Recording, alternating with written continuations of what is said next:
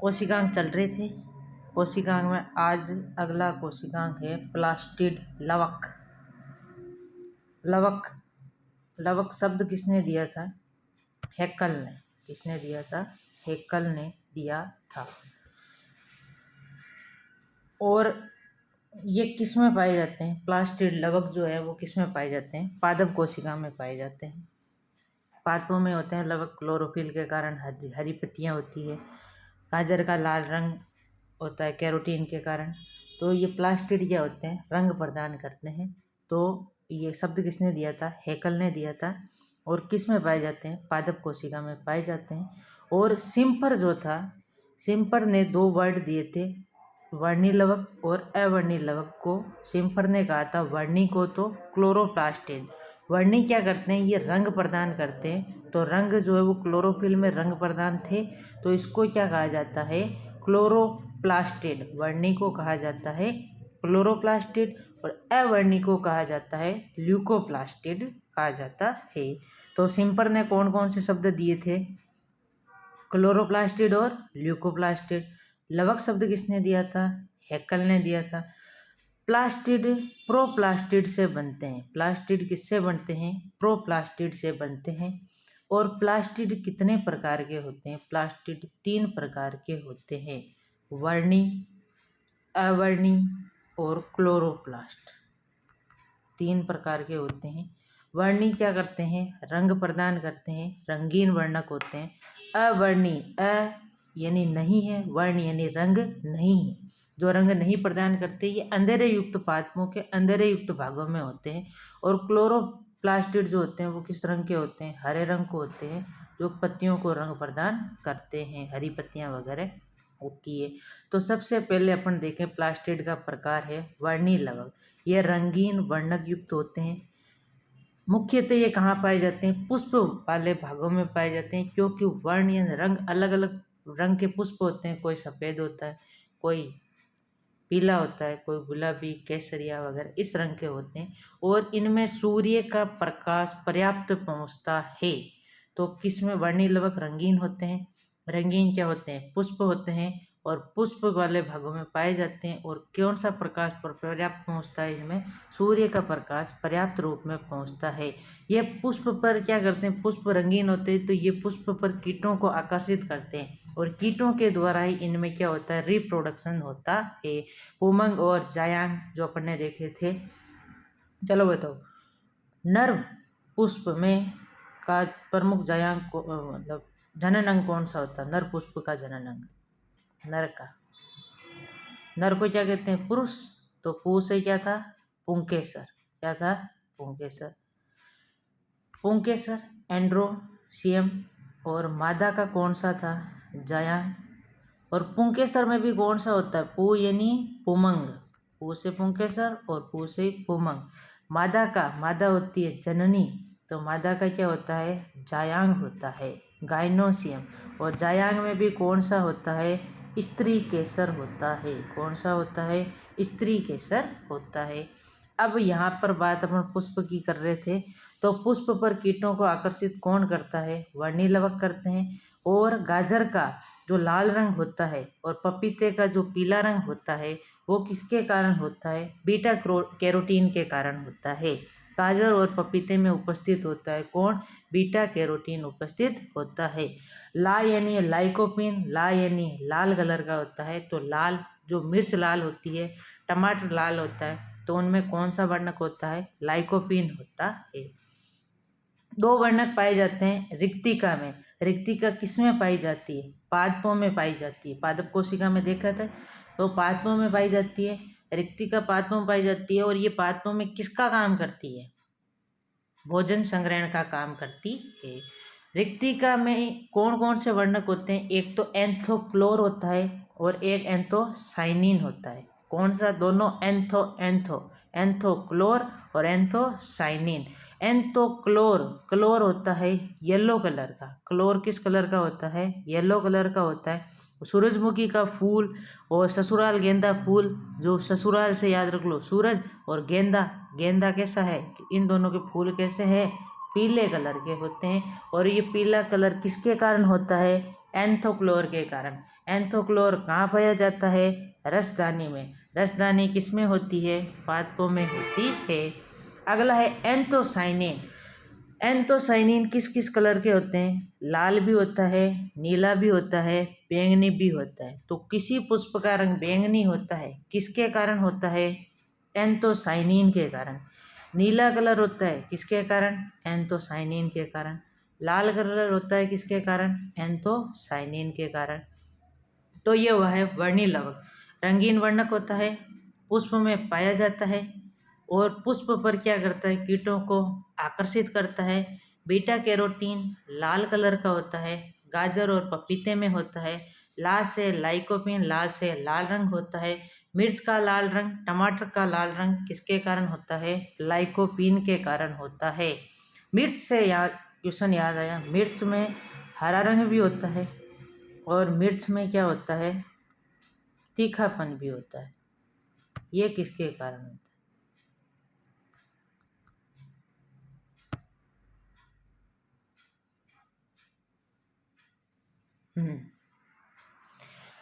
दो वर्णक होते हैं, एक तो होता है कैप्सेसीन और एक होता है कैप्सेथीन। कैप्सेसीन और कैप्सेथीन।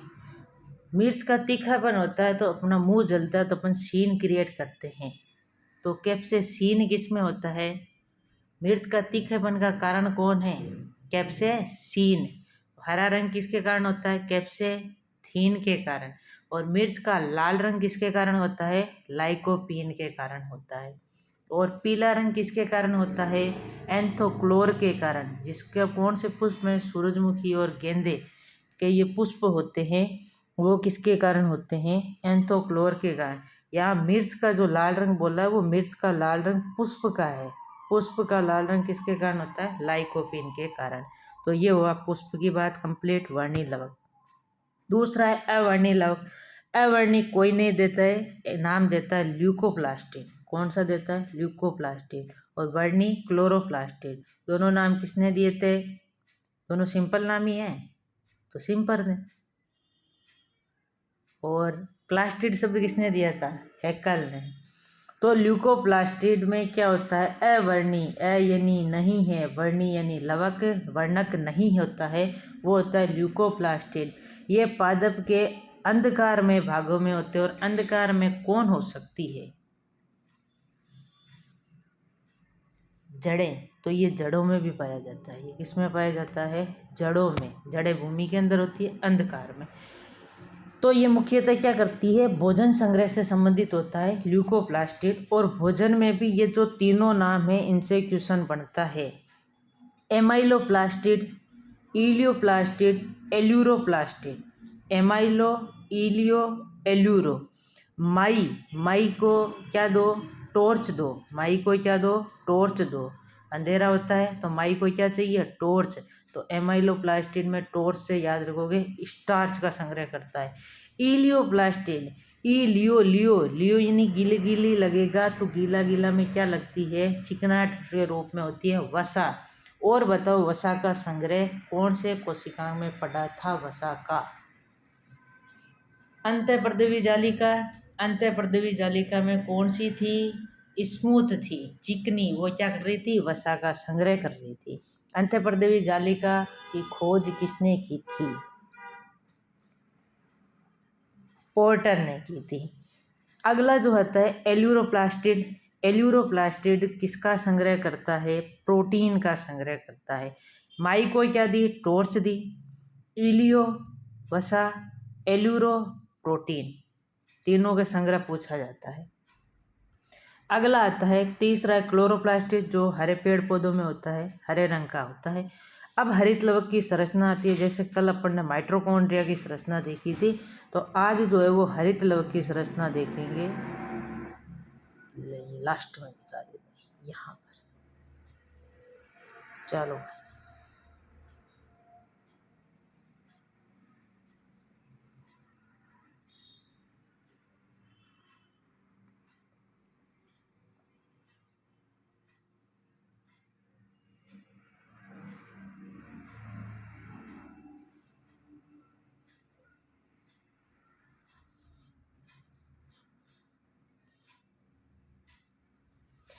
इसमें ये सबसे बाहर की मेम्ब्रेन कौन सी है? आउटर मेम्ब्रेन है। अंदर वाली कौन सी मेम्ब्रेन है? इनर मेम्ब्रेन है। वहाँ पर कल एक ETS साइकिल हो रहा था, वो कौन से मेम्ब्रेन में हो रहा था? इनर में हो रहा था। और वहाँ पर आउटर मेम्ब्रेन और इनर मेम्ब्रेन के बीच के स्पेस को कह रहे थे पेरी माइटोकॉन्ड्रियल स्पेस, क्योंकि माइटोकॉन्ड्रिया के बीच में था और यहाँ ये प्लास्टिड के बीच में है, लवक के बीच में, तो इसको कहा जाता है पेरीप्लास्टिड। क्या कहते हैं? पेरीप्लास्टिड कहते हैं। अब इसके अंदर जो ये भाग है, खुला खुला जो अंदर भाग दिख रहा है, रिक्त भाग, इसको कहा जाता है स्ट्रोमा। क्या कहते हैं? स्ट्रोमा। और कोई भी इंसान ट्रोमा में चला जाता है, कोई भी इंसान ट्रोमा में चला जाता है। क्यों? क्योंकि यदि अंधकार ज़्यादा हो, क्या हो? अंधेरा हो, अंधेरा मतलब प्रकाश है नहीं, तो अप्रकाशिक अभिक्रिया किस में भाग लेता है? अप्रकाशिक अभिक्रिया में कौन सा अंग भाग लेता है? स्ट्रोमा भाग लेता है। और ये RPSC में 6-7 बार पूछा हुआ है, KVS NVS कई एग्जामों में, ग्रेना को तो भूल ही गया है। तो इसमें दो भाग होते हैं, स्ट्रोमा और ग्रेना। ट्रोमा में अंधेरे में कोई इंसान ट्रोमा में चला जाता है, तो स्ट्रोमा में अप्रकाशिक अभिक्रिया होती है। जब अंधेरा है तो रंग है ही नहीं, तो वर्णक रहित होता है। और जो ये जो पट्टी नुमा सिक्कों नुमा संरचना होती है, इसको कहा जाता है ग्रेना। क्या कहा जाता है? ग्रेना। और ग्रेना होती है प्रकाशिक अभिक्रिया में भाग लेता है ग्रेना। और ग्रेना जो है वो आपस में जिससे जुड़े रहते हैं, जो एक इकाई होती है उसको तो कहा जाता है ग्रेना। और ग्रेना और ग्रेना बीच में जुड़े रहते हैं, फ्रेट चैनल के द्वारा जुड़े रहते हैं। किसके द्वारा जुड़े रहते हैं? फ्रेट चैनल के द्वारा जुड़े रहते हैं। दो ग्रेना की पट्टियां आपस में इसके द्वारा जुड़ी होती है। ग्रेना से बनता है ग्रेनम, और ग्रेनम पर जो है वो ये ग्रेनम के बाद में ये बनती है जो सिक्को नुमा ढेर। एक सिक्के को तो कहते हैं थाइलेकोइड, थाइलेकोइड कई सारे मिलकर बनाते हैं ग्रेनम, और ग्रेनम आपस में जुड़कर बनाते हैं ग्रेना। तो ये जो एक स्ट्रक्चर है इसको कहते हैं थाइलेकोइड। थाइलेकोइड जो सिक्कों के रूप में ढेरी के रूप में हो जाता है तो इसको कहते हैं ग्रेनम। और ग्रेनम आपस में जो है वो कई सारे हो जाते हैं तो उसको कहते हैं ग्रेना। और ग्रेना में कौन सी अभिक्रिया होती है? प्रकाशिक अभिक्रिया होती है। और ये किस चैनल के द्वारा जुड़ी रहती है? फ्रेट चैनल के द्वारा जुड़ी रहती है। और इन ग्रेना पर छोटे छोटे कण पाए जाते हैं। कल उसमें थी क्रिस्टी, अंगुली नुमा उभार क्रिस्टी था, जिस पर F1 कण पाए जाते थे जो ऑक्सीकरण का काम कर रही थी, इसीलिए उनको ऑक्सीसोम कहते थे। ये क्लोरोप्लास्ट है, तो कै से याद रख लेना क्लोरोप्लास्ट, और कै से ग्रेना पर जो कण पाए जाते हैं उनको कहते हैं क्वांटासोम। क्या कहते हैं? क्वांटासोम कहते हैं। और ये क्वांटासोम किसकी इकाई है? प्रकाश संवेदी की इकाई है। किसकी इकाई है? प्रकाश संवेदी की इकाई है। और इसकी संख्या कितनी होती है? इस पर वर्णक कितने होते हैं? 230 वर्णक होते हैं, 230 वर्णक पिगमेंट्स होते हैं। इसके बारे में कहा किसने था? पार्क और बिगिंस ने कहा था। किसने कहा था? पार्क और बिगिंस ने कहा था।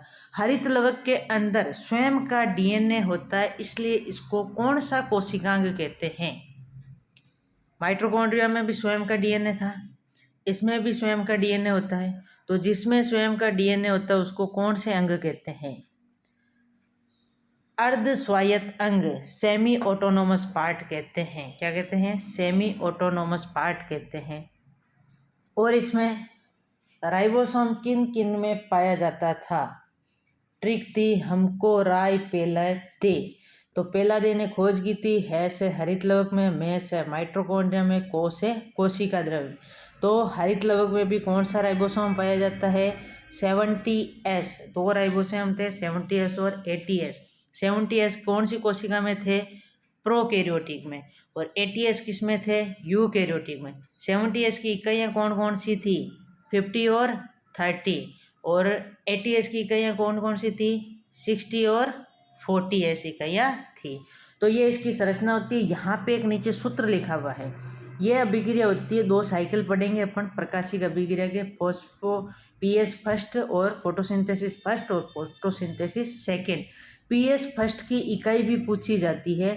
PS फर्स्ट और PS सेकेंड होते हैं। PS फर्स्ट की इकाई होती है, उसको कहते हैं फर्स्ट नंबर। भाई जिसके ज़्यादा नंबर होंगे तो एक तो होती है 700 और एक होती है 680।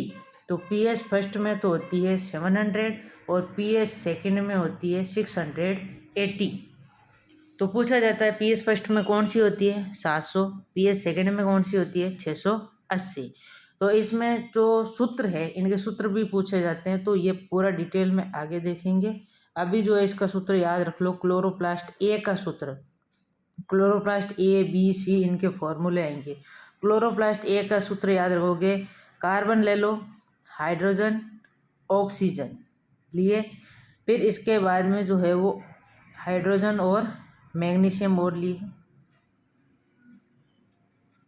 सी कितना है 55, एच कितना है 70, ओ क्या है 6, एच 4 और मैग्नीशियम अकेला है। C55, H70, O6, H4, magnesium है पीछे। तो ये हो गई इसकी स्ट्रक्चर कंप्लीट। स्ट्रक्चर याद है तो पूरा पूरा कोई भी क्वेश्चन बने यहाँ पे कोई दिक्कत नहीं होगी। अब देखो इसको 1 बाय 1 देख लेते हैं। इसके आकार भी पूछे जाते हैं, किसमें कौन सा आकार होता है। तो इसका रंग कैसा हो गया, हरे कलर का होता है। ये उच्च पादपों में कैसी होती है, अंडाकार या तस्तरीनुमा होती है। परंतु 3 ये एग्जाम्पल ये भी पूछे जाते हैं। यूलोथ्रिक्स में कैसी होती है, यूलोथ्रिक्स में कैसी होती है, यूलोथ्रिक्स में होती है मेखलाकार। कैसी होती है, मेखलाकार होती है। स्पाइरोगैरा से स्पाइरोगैरा और से सर्पिलाकार, से स्पाइरोगैरा और से कैसी होती है, सर्पिलाकार होती है। क्लेमाइडोमोनास, क्ले से याद रख लो कप, कैसे क्लेमाइडोमोनास कैसे कप यानी कीप समान होती है। और कीप जो होता है वो एक प्याले नुमा संरचना होती है। कैसी होती है, प्याले नुमा। तो वैसे तो अधिकांश भागों में तो कैसी होती है, उच्च पादपों में अंडाकार और तस्तरीनुमा। यूलोथ्रिक्स में कैसी होती है, मेखलाकार होती है। और स्पाइरोगैरा में सर्पिलाकार होती है, सांप लौटता है जैसे। और क्लेमाइडोमोनास में प्याले नुमा कैसे, क्लेमाइडोमोनास कैसे कीप होती है। क्लोरोप्लास्ट में स्वयं का डीएनए होता है, 78 राइबोसोम होता है। कई बार ये बात आ चुकी है। डीएनए के कारण ये किस में भाग लेते हैं, वंशागति में भाग लेते हैं। और वंशागति कल भी पढ़ी थी, वो उसमें किसमें, माइटोकॉन्ड्रिया में। और 2 प्रकार की थी, कैरियोप्लाज्मिक और साइटोप्लाज्मिक। कैरियो यानी केंद्रक, और केंद्रक वाली थी नर और मादा दोनों में थी। और साइटो थी जो माइटोकॉन्ड्रिया और क्लोरोप्लास्ट की जीन होती है, जो केवल मादा के द्वारा भाग लेती है। अब बात करते हैं, क्लोरोप्लास्ट के 2 भाग देखे थे, स्ट्रोमा और ग्रेना। स्ट्रोमा क्या था, अंधेरे का था, तो वर्णक रहित भाग था, अप्रकाशिक अभिक्रिया थी।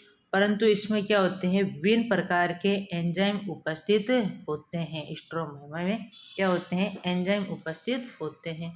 अब था दूसरा था, अपन ने देखा था ग्रेना। क्या देखा था, ग्रेना। ग्रेना में क्या था, सूर्य ग्रहण याद रख लो। तो ग्रहण में क्या होता है, प्रकाश होता है, तो प्रकाश संश्लेषी वर्णक होता है। इस रूप में थे ये, सिक्कों के रूप में व्यवस्थित थे। किस रूप में, सिक्कों के रूप में संरचना पाई जा रही थी। तो उनको तो क्या कहते थे, थाइलेकोइड। क्या कहते थे, थाइलेकोइड। और थाइलेकोइड की कई सारी ढेरी के रूप में चढ़ जाती है, तो उसको क्या कहते हैं, ग्रेना। और ग्रेना आपस में मिलकर क्या बनाते हैं, ग्रेनम। तो थाइलेकोइड से क्या बनता है, ग्रेनम। ग्रेनम से क्या बनता है, ग्रेना। ग्रेना किस में भाग लेती है, प्रकाश संवेदी इकाई होती है, प्रकाश संश्लेषी वर्णक उपस्थित होता है। और इन ग्रेनम पर क्या पाए जाते हैं, कण पाए जाते हैं, उनको क्या कहते हैं, क्वांटासोम। और इन क्वांटासोम में कितने वर्णक होते हैं, 230 वर्णक होते हैं। किसने बताया था, पार्क और बिगिंस ने बताया था। क्लोरोफिल की जो सामान्य साइज होती है वो लंबाई में कितनी होती है, लेंथ में, और चौड़ाई विड्थ में कितनी होती है। तो लंबाई में तो होती है 5 to 10 माइक्रोन। कोशिका को सबसे पहले जब देखा था तब अपने देखा था कोशिका को मापने की इकाई होती है माइक्रोन। क्या होती है, माइक्रोन। और माइक्रोन में कितना होती है, 10⁻⁻6 होता है या 10⁻6 होता है। फिजिक्स में एक 10 की पावर की यूनिट है, तो उसमें बताया गया है। तो प्लस वाले इधर थे, तो क्या थे, माइक्रोन 10⁻⁻6 के +6। अरे देसी सेंट मिली मायके में, तो मायके में थी -6, क्या थी -6 ही थी। ठीक, तो क्लोरोप्लास्ट में कितने प्रतिशत क्या होती है, प्रोटीन कितना होता है, लिपिड कितना होता है, क्लोरोफिल कितना होता है और कैरोटिड कितना होता है। देखो प्रोटीन में क्या बन रहा है, पे बनाते हैं तो 4 बनता है, तो ये कितनी होती है 40 to 50% होती है। लिपिड कितनी होती है 25%, लिपिड कितनी होती है 25। क्लोरोफिल कितनी होती है 3 to 10% होती है, और कैरोटिनॉइड होती है 1 to 2%। प्रोटीन की सर्वाधिक क्या पाई जाती है क्लोरोप्लास्ट में, प्रोटीन पाई जाती है, कितनी 40 to 50। फिर जो है वो लिपिड कितनी होती है 25, और 3 से 10% क्या होता है क्लोरोफिल, और 1 से 2% होता है कैरोटिनॉइड। लंबाई कितनी होती है 5 से 10 माइक्रोन, चौड़ाई कितनी होती है 2 से 4 माइक्रोन होती है। इसके बाद में इसमें अन्य क्या थे, डीएनए भी था, आरएनए भी था। इसमें तत्व के रूप में जिंक भी पाया जाता है, मैग्नीशियम भी पाया जाता है, मैग्नीज भी पाया जाता है।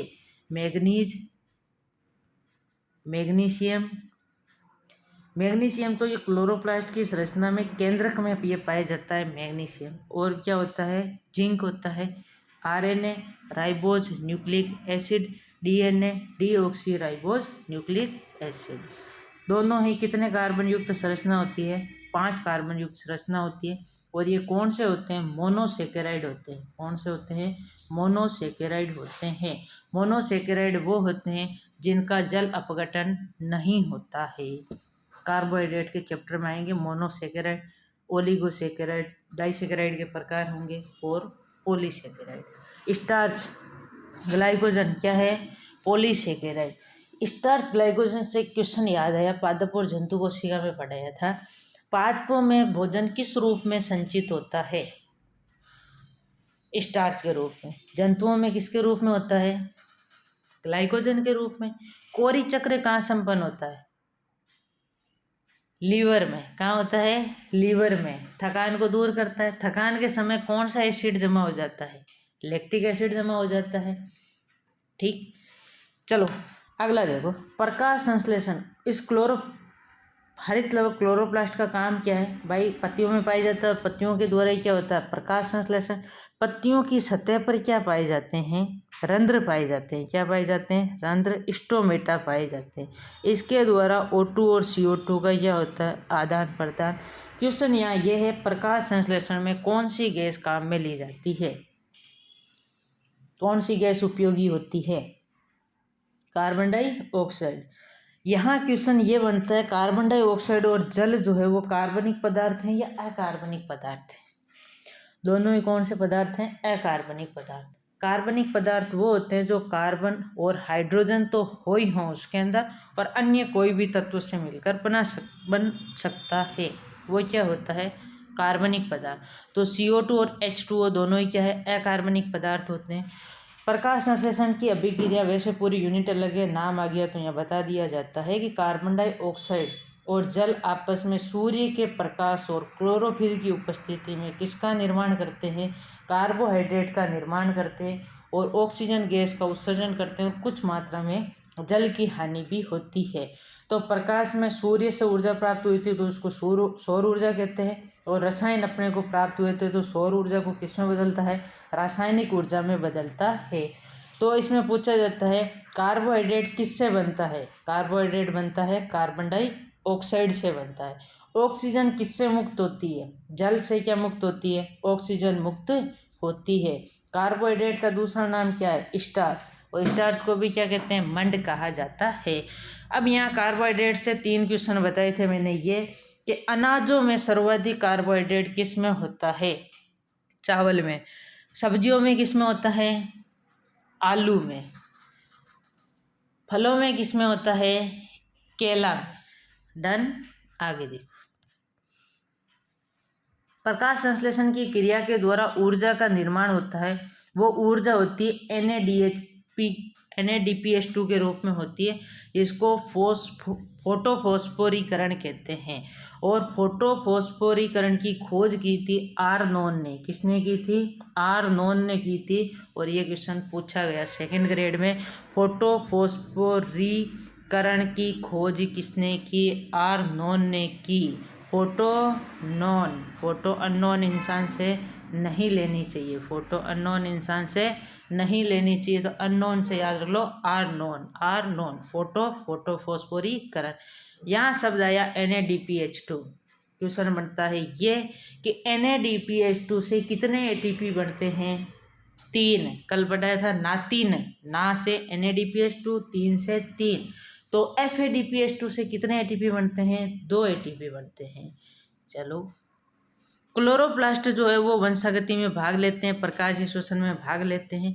प्रकाशीय श्वसन में 3 अंग भाग ले रहे थे। मेकअप याद किया था पढ़ने में, यानी माइटोकॉन्ड्रिया, क्या यानी क्लोरोप्लास्ट, पे यानी प्लास्टिड। और यदि तीनों ऑप्शन में हो तो डबल टिक किया था पेरोक्सिसोम पे, तो किसको पहले मान्यता देनी है? पेरोक्सिसोम पे से। पेरोक्सिसोम पे से प्रकाशीय श्वसन होता है। ये होता है क्लोरोप्लास्ट कंप्लीट। देख लिया, शब्द अक्कल ने दिया। पादप कोशिका में सिम्पर ने दिए थे 2 शब्द, क्लोरोप्लास्टिड और ल्यूकोप्लास्टिड। 3 प्रकार के थे, वर्णी, अवर्णी और क्लोरोप्लास्टिड। बाद में हरित लवक की संरचना देख ली, कौन कौन सा होता है। फॉस्फोरीकरण की खोज किसने की थी? आर्नोन ने। स्ट्रोमा में कौन सी विक्रिया होती है? अप्रकाशीय। ग्रेना में कौन सी होती है? प्रकाशीय। सिक्कों की ढेरी को सिक्के के रूप में कौन होता है? थाइलेकोइड। सिक्कों की ढेरी के रूप में होता है ग्रेनम। और ग्रेनम से क्या बनता है? ग्रेना। ग्रेना पर कौन से कण होते हैं? क्वांटासोम। ये कौन सी इकाई है? प्रकाश संवेदी इकाई है। देखते हैं अगला, रिक्तिका रसदानी, वैक्यूल जिसे कहा जाता है, पादपों में पाई जाती है, जंतुओं में एब्सेंट होती है। इसमें विभाजन की क्षमता नहीं होती है। खोज किसने की थी? फेलिक्स डुजार्डिन ने। किसने की थी? फेलिक्स डुजार्डिन ने इसकी खोज की थी। डुजार्डिन एक जगह नाम और आया था, वो डुजार्डिन कहाँ आया था? प्लाज्मा मेम्ब्रेन में आया था। डुजार्डिन आया था। तो प्लाज्मा मेम्ब्रेन की खोज किसने की थी? प्लाज्मा मेम्ब्रेन नाम किसने दिया था? कोल नगेली और कोल कोरेस। हाँ, नगेली और क्रेमर ने, गेली कैमरे में। और ये किसने का? जीव द्रव्य जीव का भौतिक आधार, प्रोटोप्लाज्म। डुजार्डिन आया था प्रोटोप्लाज्म में। जीव द्रव्य जीवन का भौतिक आधार है, ये किसने कहा था? हक्सले ने। किसने कहा था? हक्सले ने। और वो कोलोइडल थ्योरी किसने दी थी?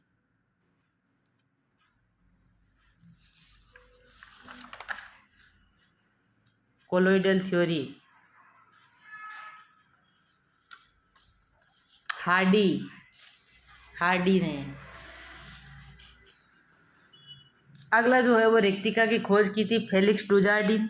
इसने किसमें बताया था? जंतुओं में रिक्तिका बताई थी, परंतु जंतुओं में होती नहीं, परंतु फेलिक्स डुजार्डिन ने बताई थी। ल्यूवेन होक, होक है ये, होल नहीं, होक। ल्यूवेन होक नाम कहाँ का आया था? ल्यूवेन होक ने जीवित कोशिका की खोज की थी जंतुओं में, और शुक्राणु के बारे में बताया था, अंडाणु के बारे में बताया था, और प्रोटोजोआ के बारे में बताया था, और जीवाणु के बारे में बताया था ल्यूवेन होक ने। और रसदानी की खोज पादपों में किसने की थी? ल्यूवेन होक ने की थी। और जंतुओं में किसने खोज की थी? फेलिक्स डुजार्डिन ने। फेलिक्स डुजार्डिन ने खोज की थी। पादपों में ये सुविकसित संख्या में होती है, जबकि जंतुओं में होती नहीं है, परंतु डुजार्डिन साहब ने खोज कर दी, तो क्या कह सकते हैं? रिक्तिका की एकल झिल्ली को टोनोप्लास्ट कहते हैं। और टोनोप्लास्ट पहले एक जगह कहीं नाम आया था,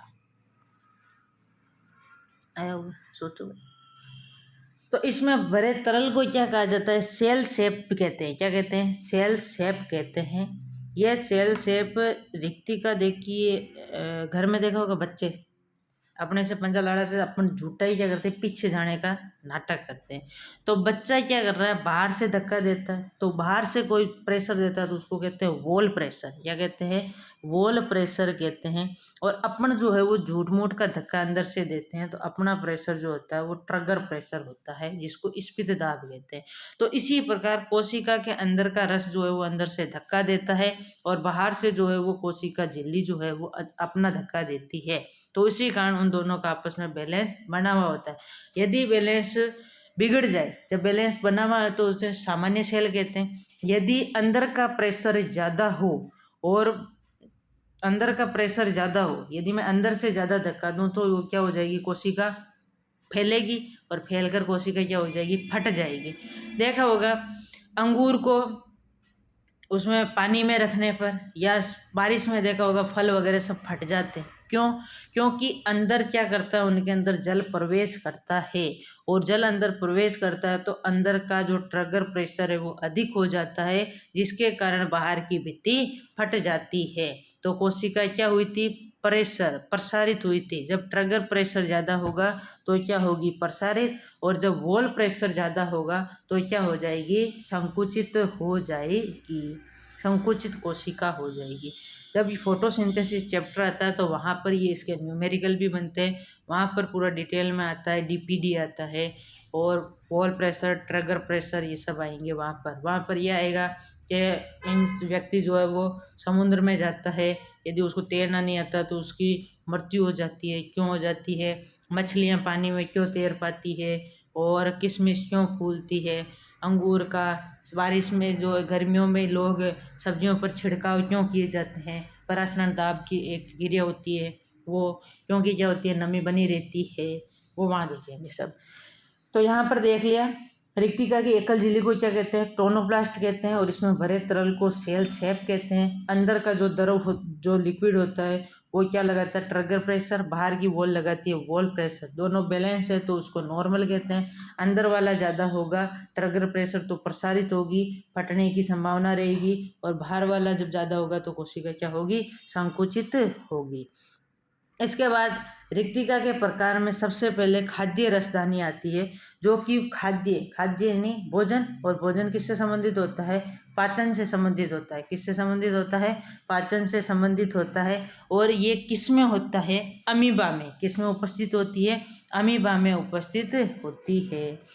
संकुचनशील रसदानी जो होती है, संकुचनशील क्या करती है, ये परासरणीयता को क्या करती है, नियमित करती है। किसमें, अमीबा में नियंत्रित करती है। अमीबा के अंदर क्या पाई जाती है, संकुचनशील। अमीबा अनियमित आकृति का होता है, इसका मुंह का कुछ पता ही नहीं है, तो इसका पूरा शरीर ही उत्सर्जन का, त्वचा क्या करती है, उत्सर्जन का कार्य करती है, और त्वचा ही इसके श्वसन का कार्य करती है। तो यहाँ पर संकुचनशील रसदानी होती है, वो इसकी परासरणीयता यानी इसको संकुचित होने से रोकती है। तो ये रसदानी इसके अंदर पाई जाती है। एयर वैक्यूल होती है, गैसीय, पानी का बुलबुला होता है, वो पानी के ऊपर तैरता है जब तक उसमें हवा होती है। और उत्प्लावकता, पानी पर किसी चीज़ का तैरना क्या कहलाता है, उत्प्लावकता कहलाता है। ऊ से उत्प्लावकता और ऊ से ऊपर की ओर ये बल लगता है। और ये बात कही थी किसने, आर्किमिडीज ने फिजिक्स में वहाँ पर बात की थी। तो एयर वैक्यूल, एयर होगी, गैस होगी, तो वो चीज़ क्या होती है, ऊपर तैरती रहती है। जो स्विमिंग पूल में ये रखे जाते हैं जो तैरने के लिए, बाथ टब वगैरह, इन सब में हवा ही तो भरी रहती है, इसीलिए जो है वो ऊपर क्या होती है, तैरती रहती है। बच्चे नहाते हैं तो जो ट्यूब होती है वो, ये सब में इनमें क्या होती है, हवा ही तो भरी रहती है। तो ये पानी पर, हवा होगी तब पानी पर तैरेगा, यदि हवा नहीं है तो उसके साथ ले डूबे सनम वाली बात होगी। कार्य इसके क्या है, कोशिका की क्या करती है, वृद्धि करती है। भाई खाना खाएगा, अच्छा खाएगा तभी तो वृद्धि करेगा। रसदानी का काम ही खाद्य से संबंधित होती है, और कितनी होती है, 3 होती है। खाद्य, संकोचनशील, और कौन सी थी, गैसीय। गैसीय किसमें होती है, ब्लू ग्रीन एल्गी, नीलहरी शैवाल, पानी पर तैरती रहती है, उसमें होती है कौन सी, गैसीय। अमीबा में कौन सी होती है, परासरणीयता को नियंत्रित करने के लिए संकुचनशील, और अमीबा में भोजन के लिए कौन सी होती है, फूड वाली। तो कार्य क्या करती है, कोशिका में वृद्धि करती है, पोषक पदार्थों का संग्रह करती है, अपशिष्ट पदार्थों का भी संग्रह भी करती है, और उनका क्या करती है, उत्सर्जन भी करती है। एंथोसाइनिन और एंथोक्लोर वर्णक रखती है। एंथोसाइनिन और वर्णक, जब अपन ने वर्णी लवक देखा था तो वहाँ पर एंथोसाइनिन और एंथोक्लोर वर्णक की बात कही थी, और ये कहा था ये कहाँ होते हैं, ये कहाँ होते हैं, रिक्तिका में होते हैं। एंथोसाइनिन कैसा कैसा कलर दे रहा था, नीला बैंगनी कलर दे रहा था, और एंथोक्लोर कैसा कलर दे रहा था, पीला। और पीला किस में था, सूरजमुखी और गेंदे के पुष्प में उपस्थित था। ये बताओ जंगल की आग किसे कहते हैं? इक्विसिटम को। किसको? इक्विसिटम को कहा जाता है, क्योंकि उस पर किसकी परत पाई जाती है? सिलिका की। और कहाँ कहाँ पर होता है? घास में होता है, डाइएटम में होता है, इक्विसिटम में होता है, एट्रोपा में होता है। टोपा अपने को जो है वो परेशान कर रहा था, सीलन आती है तब। इक्विसिटम जाता है जब घर में क्या हो जाती है? सीलन हो जाती है। घास पर तो क्या होती है? सिलिका। भाई घास में तो सीलन होती है। और डाई एटम, एटम बम में यदि सीलन आ जाए तो भी परेशान करता ही है। तो ये थे जंगल की आग। और जीके में जंगल की आग किसको कहते थे? पलाश या ढाक को, क्योंकि उसके पुष्प कैसे थे? लाल रंग के थे। और जो टोनोप्लास्ट की बात कही थी मैंने, कहा वहाँ पे कही थी, तो वो टोनोप्लास्ट और प्लाज्मा मेम्ब्रेन वहाँ पर चयनात्मक पारगम्य झिल्ली थी, वहाँ पे बात की गई थी। अगला पार्ट में मिलते हैं। Thank you for watching video. जय हिंद, जय भारत।